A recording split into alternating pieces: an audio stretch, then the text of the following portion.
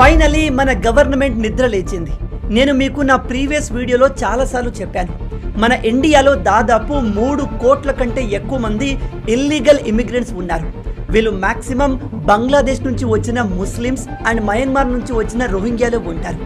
మన దేశంలో జరిగే 70 to 80% క్రైమ్స్ వెనుక వీళ్ళే ఉంటారు. మీరు గమనించండి, సిఏఏ, ఎన్ఆర్సీ లాంటి కొత్త చట్టాల్ని గవర్నమెంట్ తెస్తుంది అని తెలిసిన వెంటనే వీళ్ళంతా రోడ్లపైకి వచ్చి ధర్నా చేస్తారు, భారీ ప్రొటెస్టులు చేస్తారు. ఇలా ప్రొటెస్ట్ చేసే మ్యాక్సిమం ముస్లింలందరూ రోహింగ్యాలు, బంగ్లాదేశ్ వాళ్ళే ఉంటారు.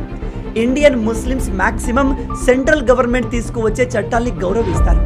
అయితే ఇప్పుడు హోమ్ మినిస్టర్ అమిత్ షా గారు అన్ని రాష్ట్రాలకు, యూనియన్ టెరిటరీస్కి 30 days డెడ్లైన్ ఇచ్చి 30 రోజుల్లోనే దేశవ్యాప్తంగా ఉన్న ఇల్లీగల్ ఇమిగ్రెంట్స్ని ఐడెంటిఫై చేయాల్సిందిగా ఆర్డర్ పాస్ చేశారు.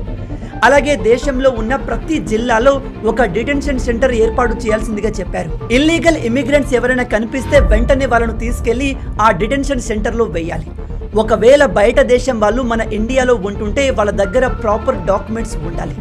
మీలో తెలియని వాళ్ళకి చెప్తున్నాను, రీసెంట్గా పాకిస్తాన్కి మనకు యుద్ధం జరిగినప్పుడు లక్షల మంది మన దేశ ముస్లిం మహిళలు పాకిస్తాన్ యువకుల్ని పెళ్లి చేసుకున్నట్టుగా తెలిసింది.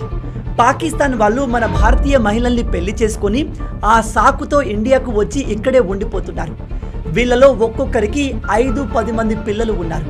రేపు వీళ్ళంతా మన దేశ ఇంటర్నల్ సెక్యూరిటీకి అతిపెద్ద థ్రెట్గా మారుతారు. బహుశా ఇది పాకిస్తాన్ ప్లాన్ కూడా కావచ్చు. నిజం చెప్తున్నాను, ప్రజెంట్ మన దేశంలో ఉన్న ఇల్లీగల్ 3 కోట్ల మంది పాకిస్తాన్, బంగ్లాదేశ్, మయన్మార్ రోహింగ్యాలు తలుచుకుంటే దేశాన్ని సర్వనాశనం చేయగలరు. కాబట్టి వీళ్ళను ముందే ఐడెంటిఫై చేసి దేశం నుంచి బయటకు గెంటేయడం చాలా అవసరం. లేట్ అయినా మన కేంద్ర ప్రభుత్వం ఈ విషయాన్ని రియలైజ్ అయ్యి ఇప్పుడు స్ట్రిక్ట్ యాక్షన్ తీసుకోవడం నిజంగా ఒక మంచి విషయం. మీకు కూడా బయట ఎవరైనా బంగ్లాదేశీ లేదా రోహింగ్యాలు ఉన్నట్టు తెలిస్తే వెంటనే పోలీసులకు ఇన్ఫార్మ్ చేయండి. ఇలా ఎందుకు చెప్తున్నాను అంటే, మన హైదరాబాద్లో కూడా చాలామంది పాకిస్తాన్, బంగ్లాదేశ్, మయన్మార్ రోహింగ్యాలు ఇల్లీగల్గా ఉంటున్నారు. ఈ విషయం ప్రతి ఒక్కరికి తెలిసేలా వీడియోను షేర్ చేయండి. ఈ వీడియోను షేర్ చేయడం భారతీయులుగా మీ అందరి బాధ్యత.